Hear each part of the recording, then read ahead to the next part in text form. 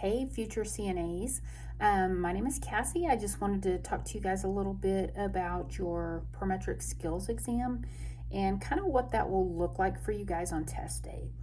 So, on test day, you'll go to whatever your clinical skills testing site is. I'll give Emerald College for an example because that's where a lot of my Lubbock students actually go to. So, on test day, you need to be there about 30 minutes early. Just to get signed in so that they can get everybody partnered up and get the day rolling, okay? So when you get there, you're going to be signed in, and guess what? It's your turn to go. So what they're going to do at that point is they will give you a card that will have your skills listed, and they're going to also give you a measurement form.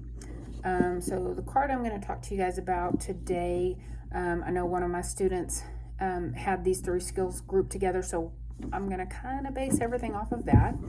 So they will give you a measurement skill. Your measurement skill for today is going to be record pulse. So measure and record pulse. So what they're going to do is they're going to have you sign here when you first get there, before you start your skills. This is just a record that you actually were given this in case you decide later to say, oh, well, they didn't give it to me. They can show that you actually received this, so don't forget to write on it and hand it in, okay? So when you get to your card, so they'll give you a card. It will have your 3 skills listed. It will have a mobility skill, a measurement skill, and an activity of daily living. Again, your indirect care and hand washing both get kind of worked into that, okay? So you get your card, and it will say something to the effect of the care plan requires the resident to have the following care given to them. And it'll have like resident 1, resident 2, resident 3. You will most likely have the same partner for all of your skills, or you'll have a partner and then maybe a mannequin for something more invasive, okay? So you get your card. What you need to do from that point, you need to go look around the room, make sure that you have all of the supplies you need. So if you've got change of position, you need to make sure you've got your 3 pillows. Pulse, you just need your measurement form. And then foot care, you need to make sure you've got, of course, your barrier, 2 other towels, and 2 washcloths, okay? So and bath basin and soap. So make sure you've got all of those supplies before you ever get ready to start your skills. All right, so that card will also tell you that resident requires the care, and it needs to be done in the order listed. So don't skip around on the card, just go down the line like you're supposed to, okay? So one of my students had this card with the change of position, measure and record pulse, and foot care. Those were grouped together for his card for the day. And he had something like 33 minutes, maybe 34 minutes to do all of those skills together. Okay, so you've got everything. You know that everything's in the room that you have. You won't be able to get everything set up before you start your skills. You'll have to do it during your skills, but you just have to make sure everything's there that you're going to need for the day. All right, so you've got your card, you've signed your measurement form, and you're ready to start your skills.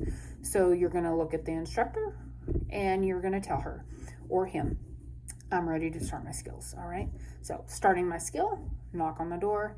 Hey, Miss Annie, my name is Cassie. I'm your CNA.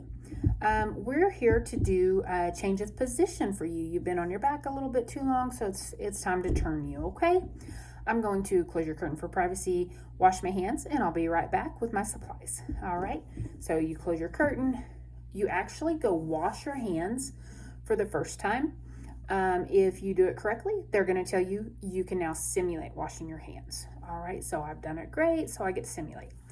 All right, Miss Annie, I'm back with all of my supplies. Set your barrier, which is a towel. Just get a towel.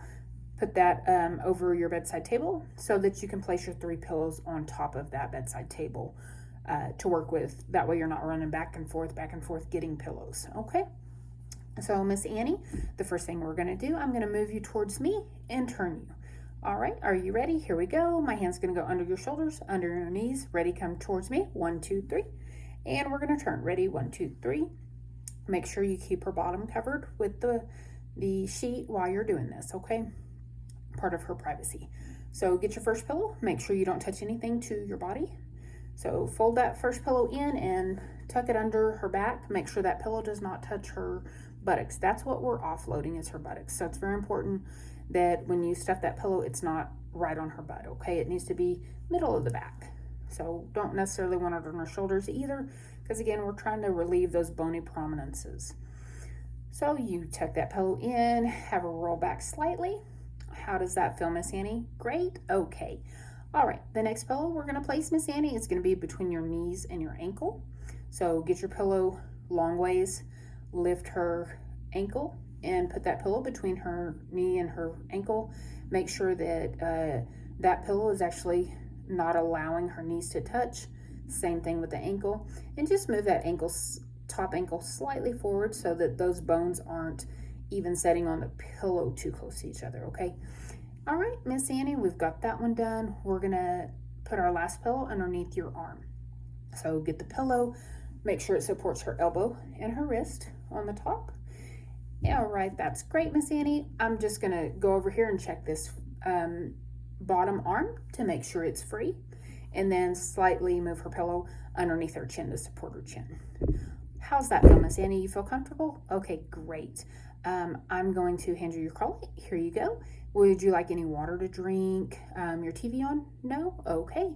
Well, I'm going to go ahead and step out. If you need anything, just give us a ring with your call bell, okay? You're going to open her curtain back up, simulate washing your hands now, and look around the room. I forgot my barrier, so get your barrier, throw it in the linen, wash your hands again, look around the room again, skill complete. So never ever just wash your hands and say skill complete. You need to look around the room, make sure you didn't forget something. You can correct any mistakes you're making by saying, correcting my mistake, until you say skill complete. Once you say skill complete, you can't go back and fix anything, guys, okay? All right, so our second skill is going to be measure and record a pulse. All right, so same opening steps, guys. I'm not going to repeat them all. You get that you knock, introduce yourself, address the resident by their name, all of that, close the curtain, wash hands, okay? All right, you actually come over and you're going to measure her pulse for 1 full minute. So you need to place your hands correctly. So on the radial pulse, get your radial pulse. Look at your clock whenever you're ready to start. Make sure you verbalize start and stop, okay? Again, 1 full minute. So that the reason for the verbal start and stop, that instructor who's grading you is going to be checking your resident's pulse at the same time you are.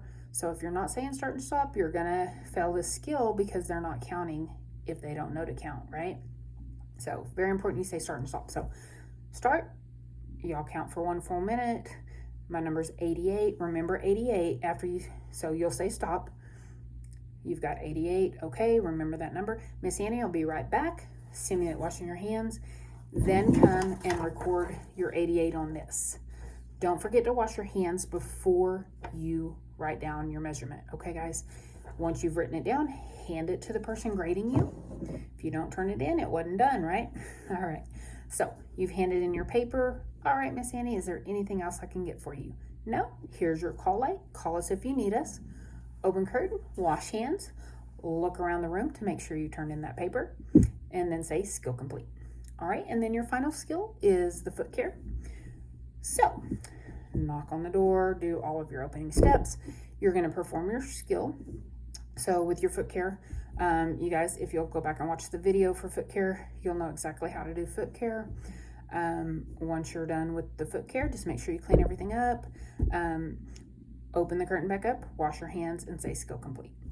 All right, guys, that is a pretty quick rundown of a like 35-minute card. So that's just one example. Again, that's just something I know one of my students has gotten. They've told me what their skills were and about the time limit they got. So if you guys have any questions on anything regarding what that state exam looks like, you're welcome to leave comments and I'll try and reply to you guys, okay? All right, if y'all need anything, holler at me. I'll talk to you later.